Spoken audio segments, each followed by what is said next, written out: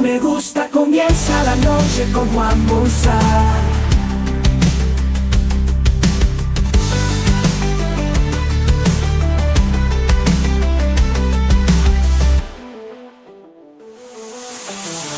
Bienvenidos a La Mesa Legal, tu podcast sobre turismo, negocios y leyes.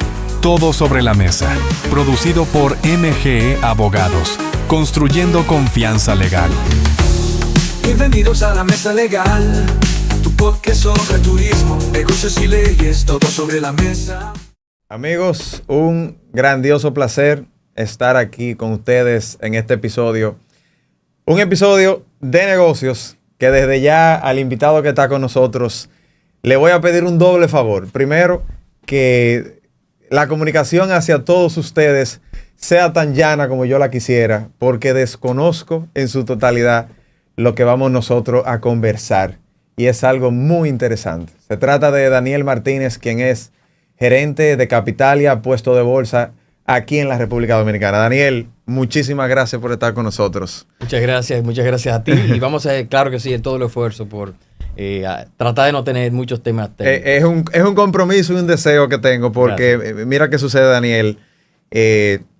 Veo que el tema de los puestos de bolsa y de los productos financieros en la República Dominicana, no sé si se torna muy técnico o de consumo de una parte de la población, quizás de manera reducida, pero vemos que en los últimos tiempos todo esto ha ido cambiando.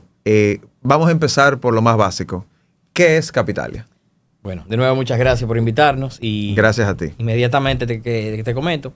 Capitalia Puesto de Bolsa es una entidad intermediaria de valores de la República Dominicana, regulada por la Superintendencia de Valores, que nace de una transformación de lo que fue previamente Multivalores Puesto de Bolsa. Luego de esto hubo un proceso inmediato de transformación, de planificación, que se logró realizar muchas adecuaciones, ponernos no solo por delante de algunas cosas que tenía el mercado para prepararnos en la ejecución de un plan estratégico que realizamos conjunto los socios y los miembros del consejo. Y bueno, ya luego de eso, que no se nota a veces, sí ya el año pasado, en 2024, en septiembre, sí tuvimos unos hitos importantes que fueron la transformación de la razón social, la marca también, y la mudanza de nuestras oficinas a unas oficinas más amigables, más cómodas, no solamente para nuestro personal, sino también para los clientes. Muy bien. Háblanos un poquito de la historia de lo que es el mercado de valores de la República Dominicana. ¿Cuándo todo esto empezó aquí? ¿Qué consideraciones tú tienes? Bien, mira, el mercado de valores local tiene tiempo, o sea, más de lo que la gente normalmente percibe.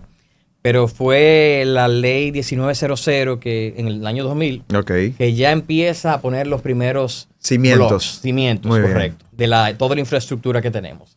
Y posteriormente una nueva ley más amplia, que fue la ley 249-17, que es la ley que regula el mercado de valores, sí ya dio otros impulsos. Impulsos al mercado, creando toda la infraestructura, no solamente de responsabilidad de supervisión a todos los participantes del mercado, sino también creando la infraestructura de la misma superintendencia y de los demás participantes como puestos de bolsa, administradora de fondos de inversión, los propios fondos de inversión, fiduciarias de oferta pública y titularizadoras y todos los demás participantes, inclusive calificadores de riesgo, auditores, todos somos participantes del mercado de valores y todos estamos registrados y con una responsabilidad de compartir y notificar informaciones regulatorias a la Superintendencia del Mercado de Valores. Es decir que, digamos que en los últimos 25 años es que de manera ya puntual hemos tenido presencia del mercado de valores en la República Dominicana. Correcto.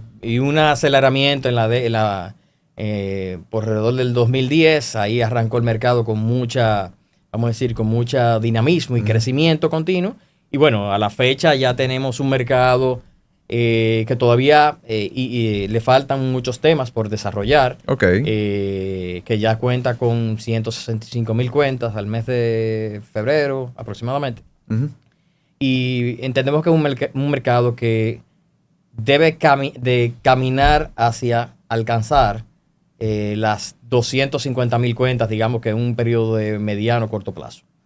Todavía existe mucho potencial para todo tipo de clientes, desde clientes corporativos o clientes públicos en general, que son los llamados retail, hasta cualquier tipo de cliente agresivo, conservador, todo tipo, porque ya tenemos productos. Okay. Y en la medida que haya más evolución de esto, más productos vamos a tener.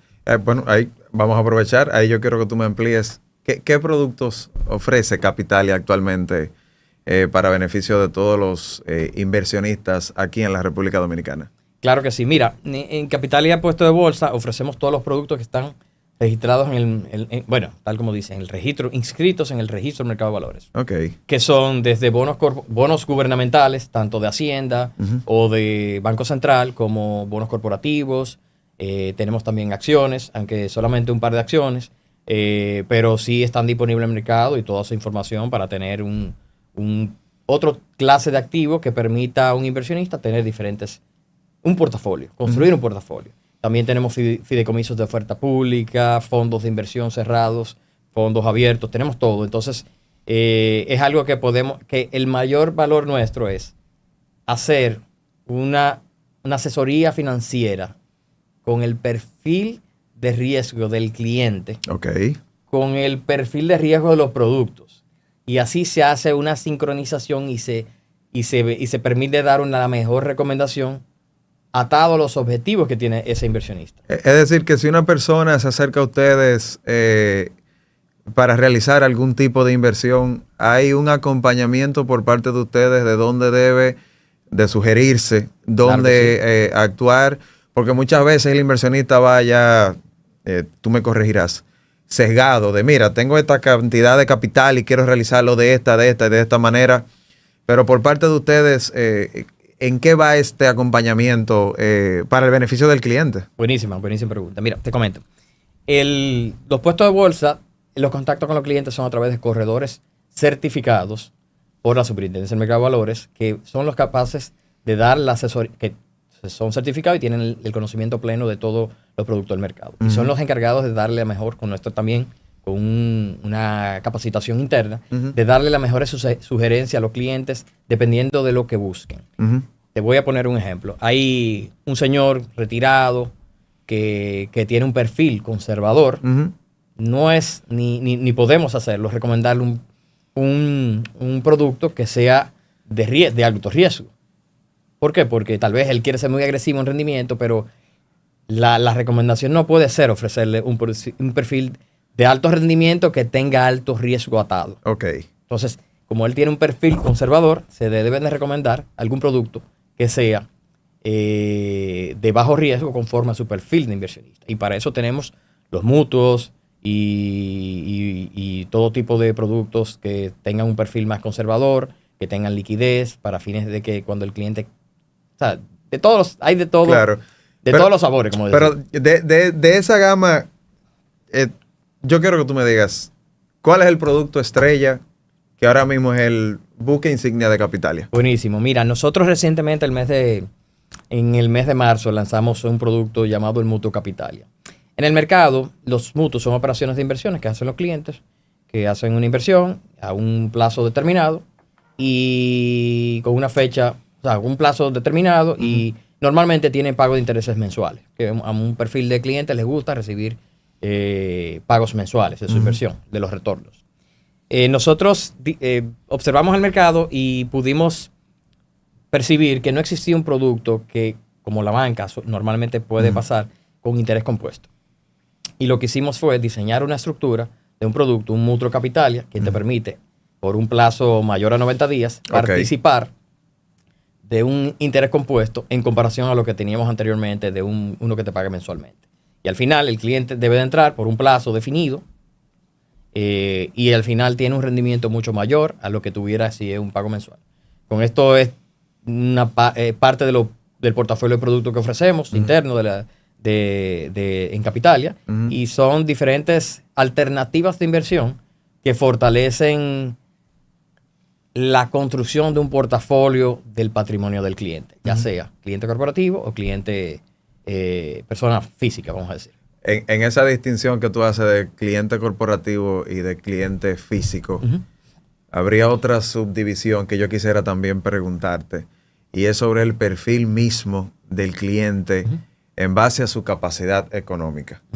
¿Qué sucede en Capitalia para recibir un inversionista? ¿Hay algún tipo de perfil que es exclusivo que pueda acudir a ustedes? ¿O se trata de toda una gama de servicios que tienen para cualquier tipo de público? Te lo pregunto porque, mira, honestamente, uno no está tan relacionado con lo que es los puestos de bolsa y todo esto. Ya hemos podido ver que quizás es un producto o es un sector que tiene unos 20, 25 años en la República Dominicana. Regulado. Y muchas veces se tiene la idea de que, bueno, si yo no soy un inversor con millones de dólares o de 30, 50 millones de pesos, ¿qué yo hago buscando alguna oportunidad en un puesto de bolsa? ¿Esto es así o no? Sí, no, para nada. Nosotros tenemos productos disponibles desde una inversión inicial de 10,000 pesos dominicanos, o si es en moneda extranjera, en dólares, puede ser desde $200. Entonces es algo que para esa es la inversión inicial. Sí. Cualquier persona que a partir de los 10,000 pesos ya puede acudir a Capitalia. Tú puedes luego hacer aportes adicionales para ir creciendo alguna otra operación adicional y funciona. Es algo que nosotros mismos pudimos ver en el mercado. Mira qué bien. Es bastante asequible. Sí, yo te puedo confesar que no hay una barrera tan grande de que tengo que tener mucho dinero para eso. No. Los clientes, y en parte de las recomendaciones que nuestro equipo está capacitado a hacer es, primero, entender al cliente. Cómo es si es cliente retail, por ejemplo. Cómo es su estructura de ingresos, cómo son normalmente sus gastos, para hacer una debida diligencia y conocer al cliente, el llamado conozca a su cliente. Debemos entenderlo para entender los objetivos de inversión. A mí me gusta poner ejemplos extremos para que se entienda. Viene una persona que tal vez tiene ingresos medios y tiene compromisos, hijos, colegio, préstamos y demás. Y quiere hacer una inversión de largo plazo. Tal vez no sea lo ideal de que sea de largo plazo. Porque tal vez no tiene un fondo de liquidez acumulado, que no toque. Entonces, todo ese tipo de estrategias para finanzas personales debemos de revisarlo con el cliente para entenderlo y poder hacerle una mejor recomendación. De nada te sirve un cliente que digamos que compra un activo, un bono, y lo quiera vender por necesidad a las 2 semanas. ¿Entiendes? Entonces es parte de lo que apoyamos a los clientes a tomar las mejores decisiones posibles, compartiendo toda la información que nosotros tenemos acceso del mercado y claro, como estamos al día, conocimiento de todas las variables, tanto macroeconómicas, tanto locales como internacionales, sí tenemos buena percepción de cómo irá el ciclo económico, tanto económico como del sector financiero en general. Ahí yo imagino la cantidad de veces que a ustedes les ha tocado recibir a un cliente que va con una idea y ustedes tienen que, en buen dominicano, aterrizarlo. ¿Tú pudieras compartir con nosotros alguna experiencia que te venga así rapidito a la mente de una persona que vino, bueno, con toda una expectativa de realizar una super inversión y que, no sé, en un plazo de 30 días yo quiero recibir a cambio esta cantidad de dinero y que ustedes hayan tenido que, mira, esto procede de esta manera, etcétera, etcétera? Y eso me lleva a una siguiente pregunta y te dejo las 2 preguntas. Claro que sí. Que ¿cuál sería también el proceso que debe de agotar una persona para poder acudir a adquirir con ustedes un producto financiero? Pero bueno, cuéntanos un poquito. ¿Les ha pasado a ustedes? Sí, claro que sí. Mira, eso es parte del día a día nuestro. Y lo hacemos con mucho gusto porque al final del día es brindarle herramientas a los clientes para que tomen mejores decisiones dentro de su perfil. Había una vez un cliente muy ambicioso, manejaba buenos flujos de dinero y él quería hacer una inversión en pesos puntual. Porque en el momento, a corto plazo, era tal vez la tasa más alta y estaba enfocado en eso. Era un inversor que muy agresivo. Sí, muy agresivo, persona física, una persona. Entonces, tú sabes que tal vez él no tenía mucho conocimiento de profundidad y le hacíamos recomendaciones de, mira, que esto es un término que se utiliza mucho, que tal vez es un cliché, pero es importante que la gente lo conozca bien, que es la diversificación de un portafolio. Porque cuando tú pones la clásica de todos los huevos en una sola canasta y pasa algo, se te complica, ¿verdad? Te iba a preguntar, ¿qué en términos de financieros, qué es la diversificación de este portafolio? Sí. Entonces al cliente le hicimos una propuesta. Mira, él estaba enfocado en tener sus ingresos a una tasa fija en pesos dominicanos. Y pudimos presentarle algunos productos en dólares que pudo diversificar en otro tipo de activo y en otro tipo de moneda su patrimonio. Y bueno, luego del ejercicio al vencimiento y a N meses, hubo un desempeño muy importante en esos bonos en dólares. Y logró hasta una ganancia de capital sumada a una devaluación que hubo del peso contra el dólar, lo cual produjo mucho más retorno que lo que se dio en la parte en peso, porque ya era fijo lo de peso. Y cuando él vio eso, se convenció y logró crear más estrategias para entender y beneficiarse de la diversificación. Entonces es parte de lo que apoyamos a los clientes para que tengan un mejor desempeño. Y en tu segunda pregunta, bueno, bastante simple. Nosotros en nuestra página web, capitalia.com.do, tenemos ahí todas las informaciones generales de contacto. Pueden ponerse en contacto con nosotros a través de los formularios, a través de los teléfonos o el formulario que se llena y llega directamente a nosotros. Y ahí un ejecutivo de negocios, un gerente de negocios, lo contacta, pauta una reunión, ya sea aquí o en Puerto Plata, donde sea, no hay problema. Y podemos acompañarlo en el proceso de onboarding para que tenga pueda aperturar su cuenta de corretaje y de una forma fácil y sencilla.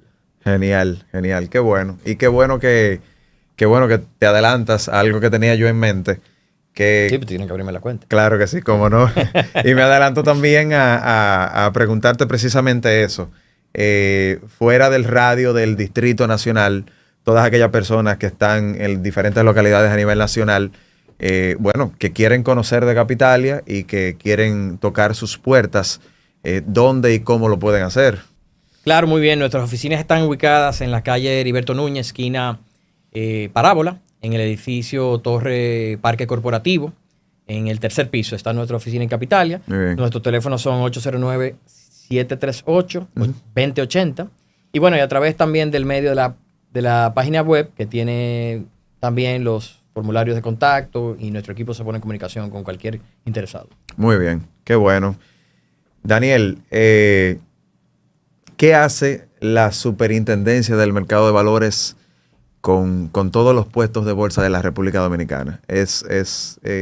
Queremos nosotros conocer qué función ella hace en beneficio tanto de los puestos de bolsa como evidentemente de los inversores. Sí, claro. Y es un rol muy importante. Es el órgano regulador del mercado, que no solo los puestos de bolsa, sino también los emisores de deuda, o sea, los emisores de productos, deuda, acciones. Todos tienen que hacer un proceso y tienen que cumplir con una serie de reportería periódica con la superintendencia.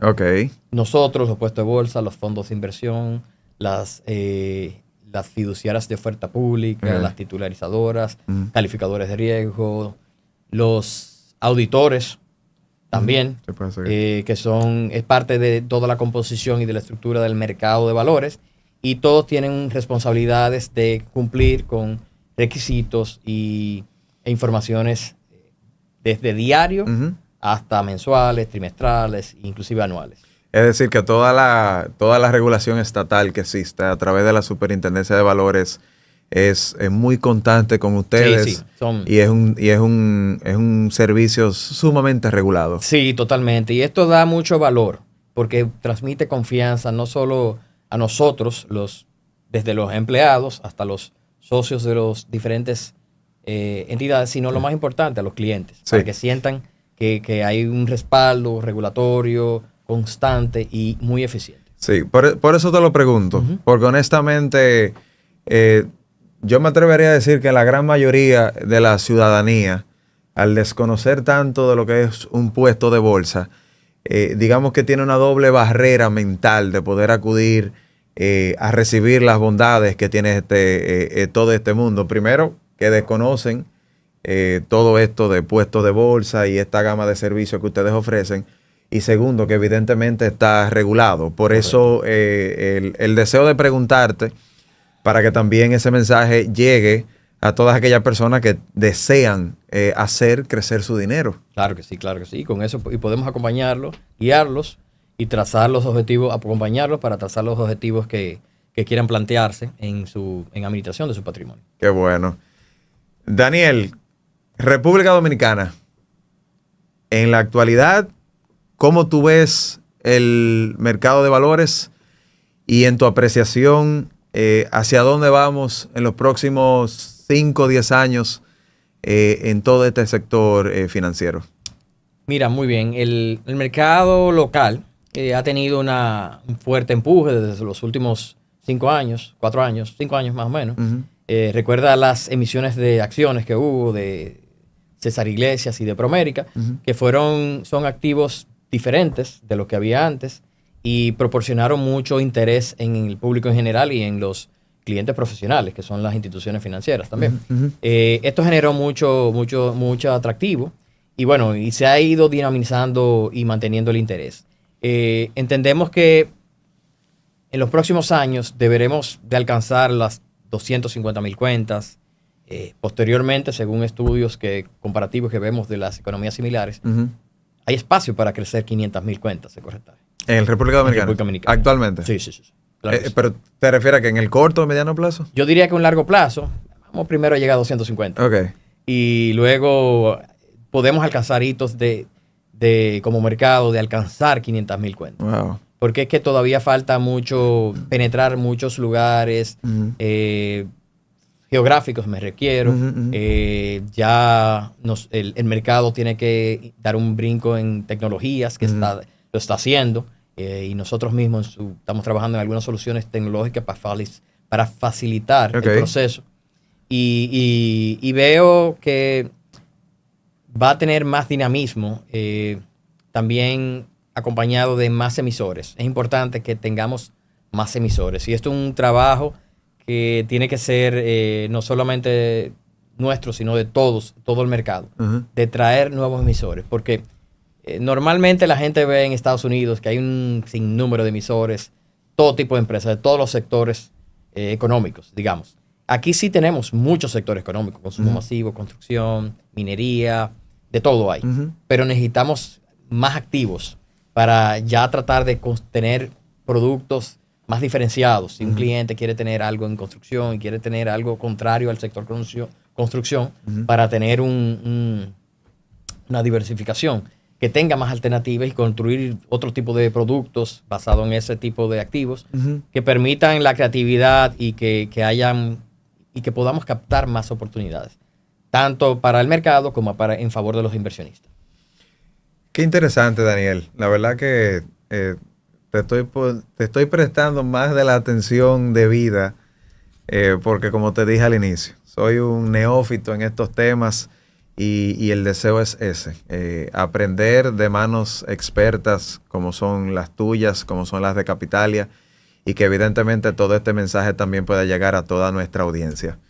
Daniel, ¿cómo ves ahora la República Dominicana comparándola con los países más cercanos que digamos son competencias de nosotros? Te mencionaría el Caribe, Centroamérica, exacto, que quizás son los más inmediatos, que tenemos nosotros un rango de referencia. ¿Qué tal va República Dominicana comparándolo con estos países? Tenemos buen ritmo, muy buen ritmo. Entiendo que hay algunos aspectos que algunos países tienen por delante, hay algunos que tienen más acciones en el mercado, pero esto surge no solamente por el mercado de valores, sino también por otras coyunturas que han podido darse en otros países que tal vez aquí no se ha dado desde la época uh-huh, republicana que hemos tenido. Pero entendemos que eso va a continuar desarrollándose, que haya más activos, como decía anteriormente. Hay otros países que están muy por detrás de nosotros, no solamente en los volúmenes transados, sino también por los tipos de activos que hay disponibles. Pero creo que vamos en la senda correcta, que es lo importante. Y no es que estamos atrás, no. Yo creo que estamos muy bien posicionados en comparación al Centroamérica y el Caribe. Ok. Pero sí hay espacio para tener un salto mayor. Ok. Y eso es lo que tenemos que apostar como mercado de lograrlo. ¿Tú sientes que lo que actualmente ofrece la República Dominicana desde su base regulatoria, desde la oferta de la demanda, desde el sector privado, es suficiente para ese crecimiento que se puede vislumbrar dentro de los próximos 3 o 5 años? ¿O qué cosas faltarían a tu apreciación personal para que real y efectivamente el mercado de valores de la República Dominicana se profundice en sus bondades? Mira, toda la infraestructura legal está creada, inclusive, y eso hay que agradecer a la Superintendencia del Mercado de Valores, las autoridades vigentes, que se han esforzado en mejorar todo lo que había. Y han permitido que salieran estas acciones que no podían. Hubo que aprobarse una ley para esto. Ok. Y se logró Okay. en el 2021, si Okay. no me traiciono. O sea, hay un empeño. Tal vez hay algunas situaciones que no han permitido, niveles de tasa de interés alta, son coyunturas de situaciones de mercado que tal vez no ha sido favorable, pero sí, hay mucho dinamismo y entiendo que vamos por el camino correcto. Eso es lo importante. Qué bueno, qué bueno. La verdad que da tranquilidad Sí, sí. y da mucho deseo pues seguir conociendo más de este mundo del mercado de valores, porque se torna interesantísimo, señores, todo esto que Daniel conversa con nosotros. Daniel, no quiero abusar de tu tiempo, pero sí quisiera que tú, a ese inversor que está allí escuchándonos o viéndonos, ¿qué mensaje tú pudieras darle y que desconoce totalmente lo que es un puesto de bolsa, pero que bueno, tiene la facilidad, tiene la posibilidad económica de hacer algún tipo de inversión, pero que desconoce totalmente de Claro este que sí. mundo? Claro que sí.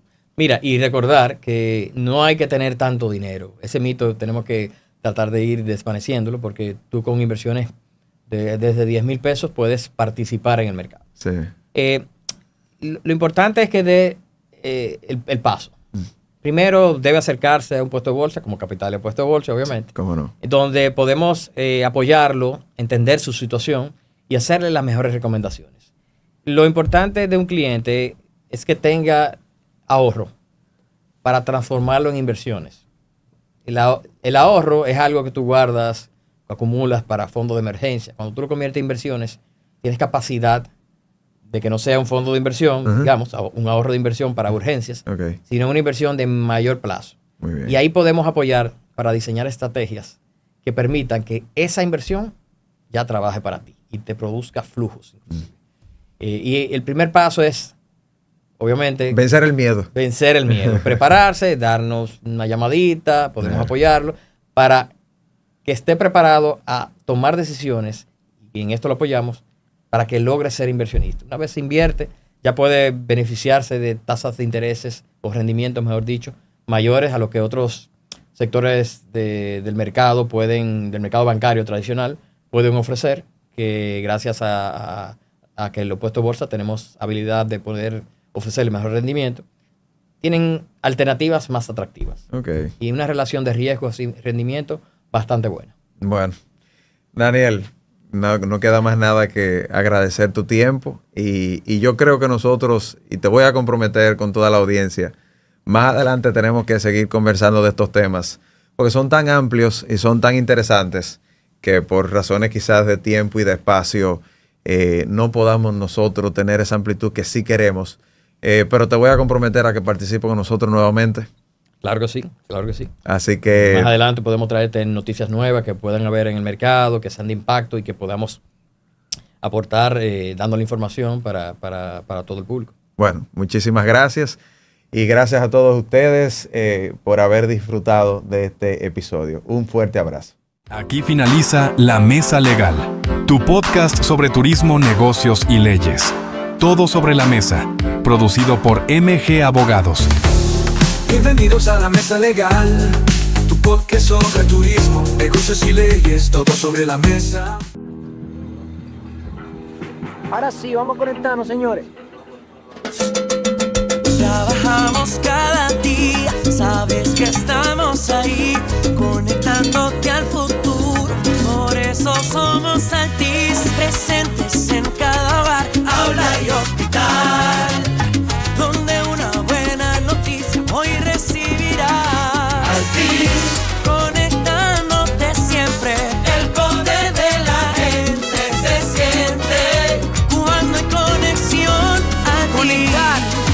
camino. Por eso siempre estamos conectados contigo, con mi gente que quiere conexión desde Punta Cana a Dajabón.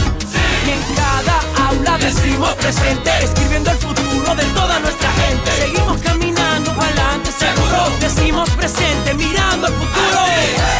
Conectados contigo, recorrer el camino. Siempre vas conmigo y yo contigo. Es que aquí todos somos Altis. Somos una familia, somos país.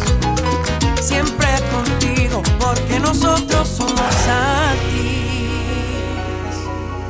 Ya la noche va a continuar, ya la noche va a continuar. Me gusta, comienza la noche con Juan Musa. ¿Cómo se crea un país en medio del rechazo, la guerra y la tragedia? ¿Cómo puede una tierra convertirse en símbolo de redención para unos y de pérdida para otros? La creación del Estado de Israel no es solo un evento político, es una historia cargada de dolor, esperanza y conflicto. En menos de un siglo, una antigua aspiración se transformó en una realidad que cambió el rumbo del Medio Oriente para siempre.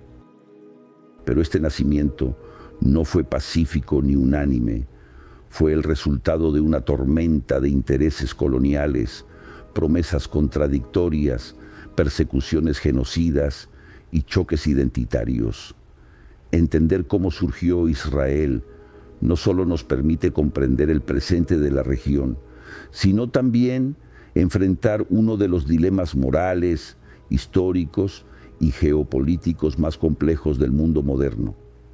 Para algunos es la historia del retorno a una tierra prometida, para otros el comienzo de un despojo histórico.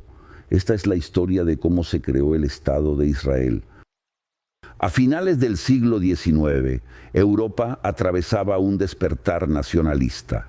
Mientras muchos pueblos reclamaban su lugar en el mapa, los judíos europeos vivían una paradoja. Eran parte de esas sociedades, pero nunca completamente aceptados. En Europa Oriental, los pogromos, violentos ataques antisemitas, se volvieron recurrentes. En Europa Occidental, el antisemitismo adoptaba formas modernas, como la marginación institucional y mediática. En este contexto surgió el sionismo, un movimiento que proponía una idea revolucionaria para la época, que el pueblo judío no era solo una religión, sino una nación. Su fundador, Theodor Herzl, periodista austrohúngaro, plasmó esa visión en su obra Der Judenstaat, el Estado judío, publicada en 1896. Al año siguiente, organizó el primer congreso sionista en Basilea, donde se propuso oficialmente el objetivo de establecer un hogar nacional judío en Palestina. Para muchos judíos asimilados era una idea radical, para otros la única esperanza ante siglos de persecución. Durante siglos, Palestina formó parte del vasto imperio otomano. A finales del siglo XIX, la región era mayoritariamente árabe y musulmana, con comunidades cristianas y una pequeña minoría judía, principalmente sefardí, que vivía allí desde generaciones. La convivencia, aunque no exenta de tensiones, era relativamente estable, bajo un sistema imperial que permitía cierta autonomía religiosa a las distintas comunidades. Con la expansión del sionismo comenzaron las primeras olas migratorias judías hacia Palestina, conocidas como las Aliyot. La primera gran ola, entre 1882 y 1903, trajo a miles de judíos provenientes del Imperio Ruso, motivados por los pogromos y las promesas de una vida mejor. Compraron tierras, a menudo a grandes terratenientes ausentes, y fundaron asentamientos agrícolas. Aunque legalmente compradas, estas adquisiciones generaron resentimiento entre campesinos árabes que eran desalojados.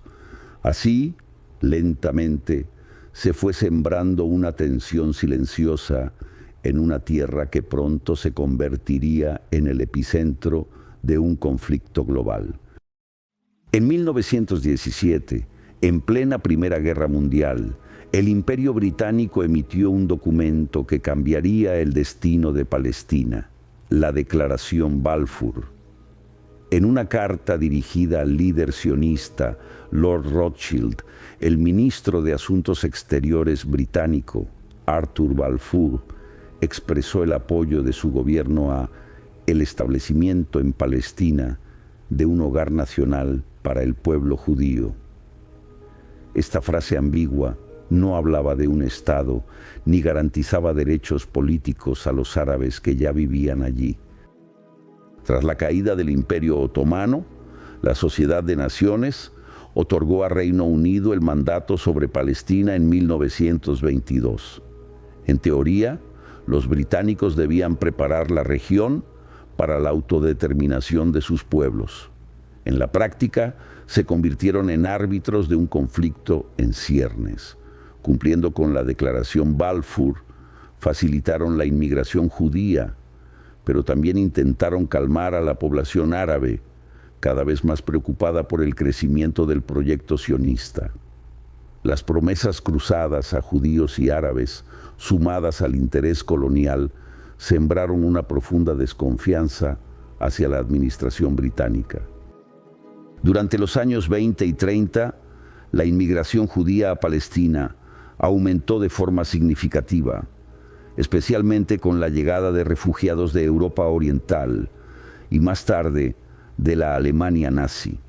El proyecto sionista comenzó a tomar forma concreta. Se fundaron nuevas ciudades, kibbutzim y estructuras políticas que anticipaban un futuro Estado. Para muchos árabes palestinos, esto significaba una amenaza existencial. Veían cómo su tierra era transformada sin su consentimiento. Las tensiones se convirtieron en violencia. En 1929, disturbios en Jerusalén por el control del Muro de los Lamentos derivaron en matanzas en Hebrón y Safed. En 1936 estalló la Gran Revuelta Árabe, un levantamiento contra el dominio británico y la inmigración judía. La respuesta fue dura. Los británicos reprimieron con fuerza a los insurgentes y desmantelaron gran parte de la élite política árabe. Al mismo tiempo, comenzaron a limitar la inmigración judía, buscando un equilibrio imposible. El conflicto ya no era solo entre comunidades, sino también contra el poder imperial que no lograba, ni pretendía, reconciliarlas. La Segunda Guerra Mundial marcó un antes y un después en la historia del pueblo judío. Bajo el régimen nazi, 6 millones de judíos fueron exterminados en campos de concentración y exterminio. El Holocausto no solo fue una tragedia humana sin precedentes, sino también un poderoso catalizador político. Ante semejante horror, la causa sionista ganó un nuevo impulso internacional. Ya no era solo un ideal nacionalista, sino una necesidad humanitaria urgente. Miles de sobrevivientes intentaron emigrar a Palestina, pero las restricciones británicas seguían vigentes. Muchos lo hicieron de forma clandestina, en barcos que eran interceptados y devueltos, o cuyos pasajeros terminaban en campos de detención. La presión aumentó y la comunidad judía de Palestina, el Yishuv, comenzó a desafiar abiertamente al mandato británico. Grupos armados como el Irgun y Lehi lanzaron ataques contra instalaciones británicas. El mensaje era claro. Tras Auschwitz, los judíos no aceptarían más negaciones. El mundo comenzaba a ver la creación de un Estado judío no solo como legítima, sino como una reparación histórica. En 1947, agotado y sin capacidad para contener el conflicto, Reino Unido decidió trasladar el futuro de Palestina a manos de las Naciones Unidas. La recién creada ONU formó un comité que propuso una solución drástica: dividir el territorio en 2 estados, uno judío y otro árabe, con Jerusalén bajo control internacional debido a su importancia religiosa. El plan otorgaba el 55% del territorio a los judíos, a pesar de que eran menos de un tercio de la población en ese momento. La comunidad judía aceptó la partición, aunque no sin debate interno. Para ellos representaba un paso decisivo hacia la soberanía, incluso si implicaba ceder parte de la tierra prometida. En cambio, los líderes árabes y palestinos la rechazaron de forma contundente.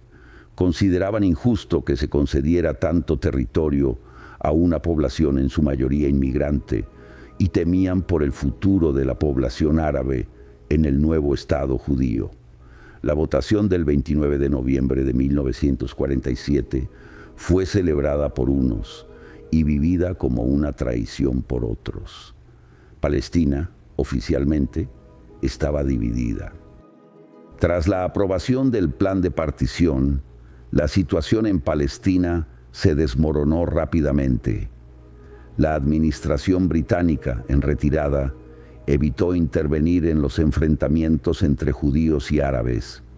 Estalló una guerra civil no declarada, emboscadas, masacres y desplazamientos forzados se volvieron cotidianos. Las principales carreteras eran inseguras y las ciudades escenarios de violencia entre milicias. El Yishuv, mejor organizado militarmente, lanzó una campaña para asegurar los territorios asignados al futuro Estado judío. Las milicias como la Haganá y en ocasiones el Irgun y Lehi tomaron control de rutas estratégicas y ciudades mixtas. En abril de 1948 ocurrió uno de los episodios más controvertidos, la masacre de Deir Yassin, donde más de 100 aldeanos árabes fueron asesinados por fuerzas judías, generando pánico entre la población árabe. En respuesta, milicias árabes atacaron convoyes civiles judíos. Mientras tanto, cientos de miles de árabes comenzaban a huir o ser expulsados de sus hogares. Palestina se sumía en el caos y la partición ya no era una propuesta diplomática, era una guerra en marcha. El 14 de mayo de 1948, un día antes de la retirada oficial de los británicos, David Ben-Gurión, líder del movimiento sionista, proclamó la creación del Estado de Israel en Tel Aviv. En un acto breve, pero cargado de simbolismo histórico, se leyeron fragmentos de la Declaración de Independencia, que hacía referencia tanto al derecho histórico del pueblo judío como a las decisiones internacionales que legitimaban su existencia. En cuestión de horas, Estados Unidos y la Unión Soviética reconocieron al nuevo Estado, lo que otorgó una legitimidad internacional inmediata. Sin embargo, esa noche no trajo celebración para todos. Los países árabes vecinos, Egipto, Transjordania, Siria, Líbano e Irak, consideraron la declaración una agresión contra la población árabe palestina y prometieron intervenir militarmente. Al día siguiente, sus tropas cruzaron las fronteras, iniciando la primera guerra árabe-israelí. Israel nacía en medio del fuego, la desconfianza y el desplazamiento masivo de poblaciones. El mapa que la ONU había dibujado ya no existía. El terreno sería redibujado con sangre. El 15 de mayo de 1948, al día siguiente de la proclamación de Israel, 5 ejércitos árabes invadieron el nuevo Estado. Lo que comenzó como una ofensiva para impedir su existencia, terminó convirtiéndose en una guerra prolongada, marcada por avances y retrocesos en ambos bandos. A pesar de su aparente desventaja inicial, las fuerzas israelíes lograron reorganizarse, movilizar refuerzos y obtener armamento del extranjero, especialmente de Checoslovaquia. Durante el conflicto, Israel no solo defendió los territorios asignados por la ONU, sino que los amplió significativamente. Al final de la guerra había ocupado casi el 78% de Palestina. Transjordania se anexó Cisjordania y Egipto quedó con la Franja de Gaza. No se creó un Estado palestino. Para los judíos fue una victoria fundacional. Para los palestinos significó el inicio de la Nakba, la catástrofe. Más de 700,000 personas huyeron o fueron expulsadas de sus hogares, convirtiéndose en refugiados. Los armisticios de 1949 pusieron fin a la guerra, pero no al conflicto. Lo que había comenzado como una lucha por un hogar nacional se transformó en una herida abierta en el corazón del Medio Oriente.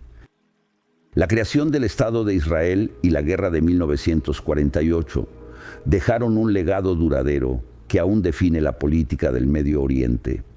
Para el pueblo judío, Israel se convirtió en refugio, identidad y símbolo de supervivencia tras siglos de persecución. Cientos de miles de judíos llegaron de Europa y en los años siguientes también desde países árabes donde enfrentaron represalias y expulsiones. Pero para los palestinos la historia fue opuesta. La Nakba marcó el inicio de un exilio que aún perdura. La mayoría de los refugiados nunca pudo regresar y generaciones nacieron en campos en Líbano, Siria, Jordania o Gaza. Su identidad nacional se consolidó en la pérdida y la lucha por el retorno. Las fronteras acordadas por la ONU quedaron obsoletas. No hubo solución negociada ni reconciliación duradera. El conflicto árabe-israelí se internacionalizó, alimentando guerras posteriores, radicalización y sufrimiento civil. Mientras tanto, Jerusalén, dividida tras la guerra, se convirtió en símbolo de disputa espiritual y política.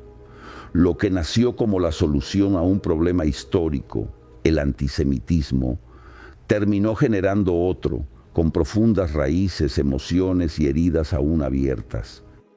La historia de la creación del Estado de Israel no puede contarse en blanco y negro.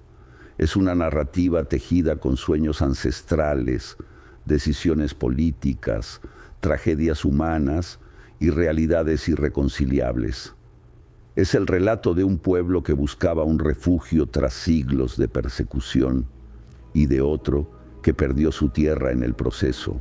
Ambos reclamos son reales, ambas memorias dolorosas, y ambos pueblos siguen atrapados en una lucha por reconocimiento, seguridad y justicia. Comprender cómo se creó Israel no es justificar ni condenar, sino mirar de frente un capítulo que cambió el mundo. Porque esta no es solo una historia del pasado, sino una herida viva en la conciencia global. Si algo enseña esta historia, es que las soluciones impuestas, sin diálogo ni equidad, pueden sembrar décadas de conflicto, y que la dignidad de un pueblo no puede construirse a costa del sufrimiento de otro. La paz verdadera solo será posible cuando la historia deje de ser un campo de batalla y se convierta en un terreno común para el entendimiento. Gracias por vernos. Me gusta, comienza la noche con Juan Musa.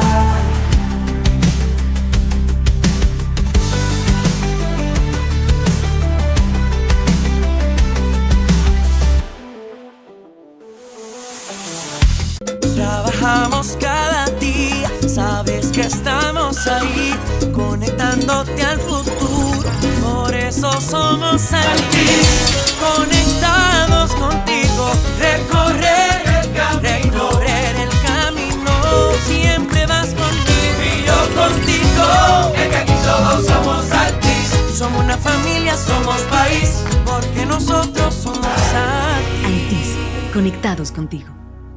Cuida tus límites. El alcohol te quita lo que más quieres. Si su vehículo, no importa la marca, el modelo, el año, si tiene algún problema de la carrocería, ahí está Talleres Palin. Honradez, experiencia y servicio. Para mantener una buena salud bucal es necesario una adecuada higiene y consultar al odontólogo regularmente. Por eso, visite al Dr. Cosme Sufrón en su consultorio dental de la calle Hugo Cunhar, número 24, con teléfono 809-586-2855, con más de 20 años de experiencia, para poder reír con libertad y lucir esa sonrisa radiante que deberá ser nuestra compañera para toda la vida. La hemodinamia es una subespecialidad de la cardiología que se encarga del estudio anatómico y funcional del corazón. Aquí podemos detectar patologías cardiovasculares y sobre todo en el área de la cardiopatía isquémica ver si tenemos a nivel de las arterias del corazón alguna obstrucción que sea significativa y proceder a su tratamiento inmediato. El tiempo de recuperación de los pacientes varía de si es un procedimiento que se hace diagnóstico o es un procedimiento terapéutico. Estamos listos para cuidar de ti en procedimientos de cateterismo cardíaco, angiografía periférica, marcapasos. Aceptamos seguros médicos. Estamos abiertos las 24 horas del día. Para más información, llamar al 809-586-2342, extensión 2136. Sala de hemodinamia, Centro Médico Burnigal. Agua Jericó ratifica su compromiso de calidad y servicio con el pueblo puertoplateño. Con más de 25 años en el mercado, Agua Jericó es la planta distribuidora y procesadora de agua embotellada más moderna de toda la zona norte, equipada con las más avanzadas maquinarias de lavado, llenado, empacado y purificación de agua del mercado. Agua Jericó garantiza la salud de todos a través de las últimas tendencias industriales y un personal altamente calificado, ofreciendo así a sus consumidores un producto puro y de sabor único que todos prefieren. Ahora también con su planta procesadora en Las Terrenas, Samaná, Agua Jericó llega a todos los rincones del litoral norte, llevando consigo frescura, calidad y pureza en cada gota. Ahora más que nunca, cuando visite un establecimiento, solicite Agua Jericó, gota a gota, calidad y frescura. Cada noche va a terminar. Cada noche va a terminar.